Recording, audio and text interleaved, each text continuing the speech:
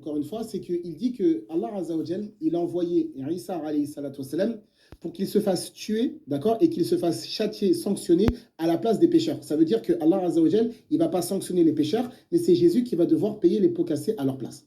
Ce qu'il faut savoir dans un premier temps, c'est que Allah Azzawajal, dans le Coran, il a expliqué pourquoi. Donc je voudrais répondre à, c'est une vidéo qu'a fait Ismaël du collectif Al-Hanifiyya il y a très peu de temps, sur la rédemption. En fait, Ismaël, il y a une grande différence. Là, vous parlez à Pasteur Gomez, c'est un protestant. Et donc, c'est pas du tout la même chose.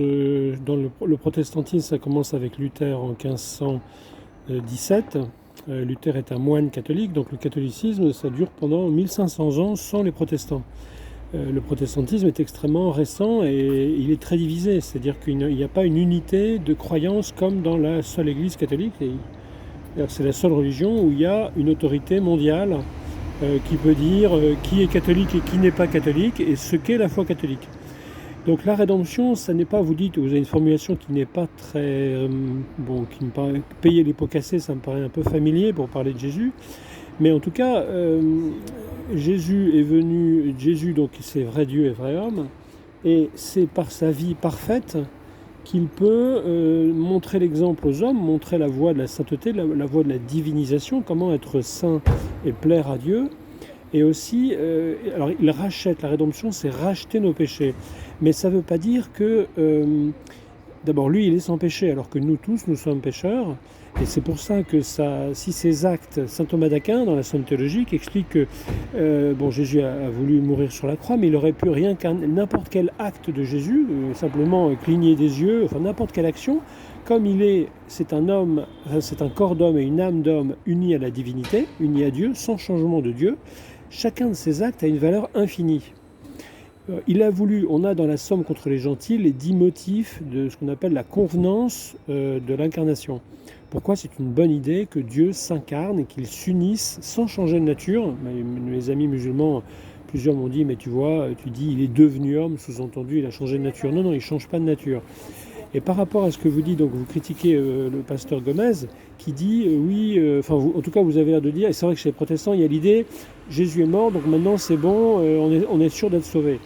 Nous, chez les catholiques, donc c'est la seule vraie église chrétienne, fondée il y a 1500 ans, vous pouvez lire la lettre de Saint Jacques dans le Nouveau Testament, où il est dit qu'au contraire, nous, pour prouver, on est sauvé par la foi, mais pour prouver notre foi, c'est par les actes, c'est en obéissant aux 10 commandements.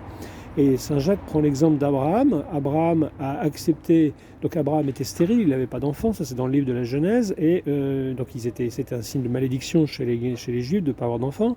Et Dieu a donné Isaac par miracle à Abraham et à sa femme. Et ensuite, Dieu a demandé pour mettre à l'épreuve Abraham d'égorger, de tuer en sacrifice Isaac. Et Abraham a accepté de le faire, et l'ange, c'est une préfiguration de Jésus, parce que Isaac, le fils, a porté le bois du sacrifice. Et Abraham, qui représente Dieu, et donc était prêt à tuer son propre fils.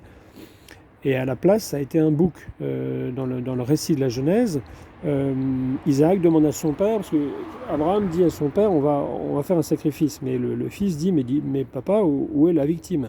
Et Abraham savait que c'était Isaac la victime. Et il a dit à son fils, écoute, Dieu va y pourvoir. Donc là, on a ce qu'on appelle, nous, une préfiguration. C'est pour nous un motif de crédibilité de la foi catholique, parce que c'est annoncé dans l'Ancien Testament, le sacrifice de Jésus. Mais donc, qu'est-ce que dit Saint Jacques? C'est que pourquoi Abraham a accepté d'égorger son fils alors que Dieu lui avait promis que c'est de son fils que surgirait une descendance plus nombreuse que les étoiles. Dans la Bible, il a dit à Abraham, regarde le ciel, ta descendance sera plus nombreuse que les étoiles du ciel. Donc ça paraît contradictoire de demander de tuer Isaac, duquel devaient sortir des millions d'individus. Eh bien, ce que dit Saint Jacques, c'est qu'Abraham avait foi en Dieu et il pensait que Dieu allait ressusciter Isaac.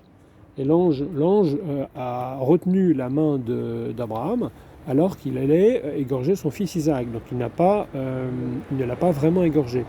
Tout ça pour vous dire que dans la vraie religion catholique, Ça n'est pas parce que Jésus est mort sur la croix que moi, par exemple, je veux être sauvé. Je dois, moi, prouver ma foi. Et il y a plusieurs passages dans l'Évangile où Jésus dit, ce n'est pas ceux qui disent Seigneur, Seigneur qui vont aller au ciel, c'est ceux qui font ma volonté. Donc je voulais vous répondre ça. Et deuxièmement, à la fin de votre vidéo, qui n'est pas très longue, mais vous voulez dire ne touchez pas au Coran. Alors je suis un peu étonné parce que, je ne sais pas exactement, j'aimerais bien que vous me répondiez, parce que vous présentez comme un groupe d'interreligieux. Mais si c'est de l'interreligieux où vous nous interdisez à nous les chrétiens et les catholiques de critiquer le Coran, ça me paraît contradictoire avec le fait de vouloir de l'interreligieux. Parce que si l'interreligieux pour vous c'est simplement vous critiquez la Bible et nous on essaie de défendre la Bible, mais vous nous interdisez de critiquer le Coran, ça me paraît contradictoire. En France, tous les citoyens sont à égalité, on a tous les mêmes droits, on est tous égaux en dignité, et il n'y a pas de délit de blasphème. Il y a des pays, en Pakistan, dans certains pays de la conférence islamique, où il est tout à fait interdit de critiquer Mahomet ou l'islam ou la religion. Mais vous êtes en France, moi je suis en France. J'aimerais bien que vous puissiez me confirmer que vous acceptez qu'on critique le Coran. Voilà. Bon, mes chers frères, on va finir par une prière pour que nos bien-aimés frères musulmans soient éclairés, qu'ils sauvent leur âme.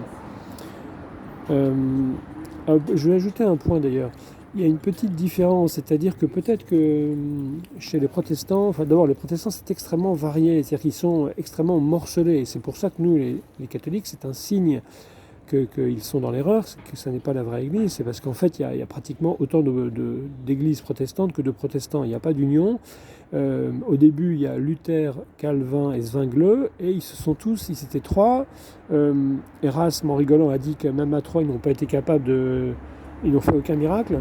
Ils n'ont pas été capables de guérir la patte d'un cheval cassé, a dit Erasme pour se moquer d'eux. Et donc il ne fait aucun miracle, mais en plus ils n'ont même pas été capables d'être d'accord. Et dans des exorcismes, je me souviens que certains ont dit oui, le fait que, en fait, ils ont réalisé qu'ils ne pouvaient pas être dans la vérité quand ils se sont rendus compte que rien qu'à trois, ils n'avaient plus la même doctrine.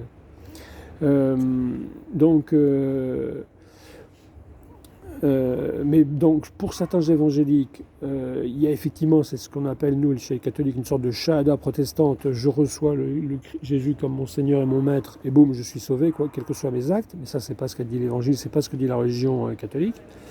Et alors dans l'islam, il y a ça aussi. C'est-à-dire que, moi, j'ai discuté avec plusieurs membres de votre collectif qui ont reconnu. Ce hadith qui dit celui qui aura je crois que c'est dans Boukhari, celui qui aura un atome de foi, eh bien Mahomet le sortira de l'enfer et il finira au paradis. Donc est-ce que vous croyez ou pas à ce hadith-là? Parce que nous, ça ressemble à un salut automatique, c'est-à-dire avec l'enfer qui correspond au purgatoire catholique. Nous, chez les catholiques, moi je ne peux pas savoir si vous serez sauvé ou pas. Pour l'instant, je vois bien que vous n'êtes pas catholique et vous pensez que la foi catholique est fausse et que vous êtes musulman. Mais je ne sais pas si vous avez déjà reçu l'invitation à connaître Jésus, à connaître la vérité. Le bon larron, il a fait beaucoup de choses mauvaises dans sa vie, et puis il a connu Jésus qu'à la fin. Et Jésus lui a dit, tu seras avec moi au paradis. Donc nous, il y a la notion d'ignorance invincible. Je ne crois pas qu'il y ait cette notion-là dans l'islam.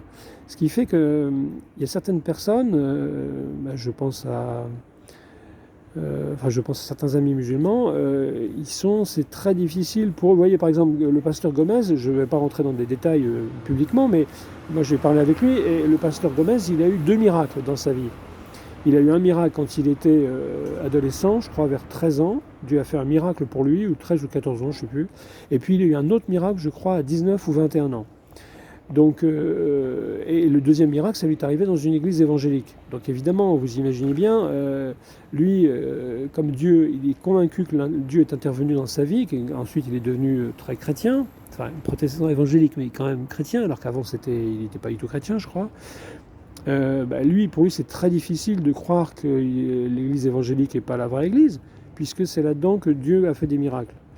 Enfin voilà, je voulais ajouter ça. On va finir en priant pour nos frères bien-aimés, nos frères et sœurs bien-aimés de l'islam, pour que Dieu les accueille, leur montre la lumière de sa vérité.